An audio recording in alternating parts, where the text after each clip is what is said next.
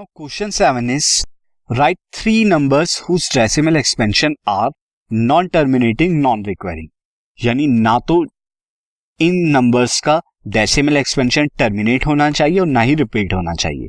तो कुछ नंबर्स आपको लिखने वो हम लिखेंगे. तो first will be first number. अगर मैं यहां पर लिखूं तो नंबर शुड बी, मैं इस तरह से लिख सकता हूं 23.01 001 0001 00001. आप देख सकते हैं मैं हर बार जो है एक जीरो बढ़ाता जा रहा हूं, तो इससे पता लग रहा है नॉन टर्मिनेटिंग तो है, ये डॉट डॉट डॉट बता रहा है.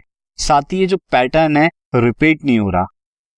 इसके अलावा आप ये भी लिख सकते हैं सेकंड नंबर अगर हम देखें 0.98 998 9998 99998. इस तरह से आप क्या कीजिए, हर बार पैटर्न चेंज कर दीजिए ताकि आपको ये कंफर्म रहे कि नॉन रिपीटिंग नहीं रहे.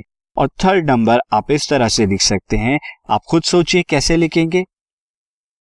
तो बिल्कुल अभी आपको क्लियर हो गया होगा कैसे करना है. आप इस तरह भी कर सकते हैं 1.12 12 12 2 1222 136 फिर 12222.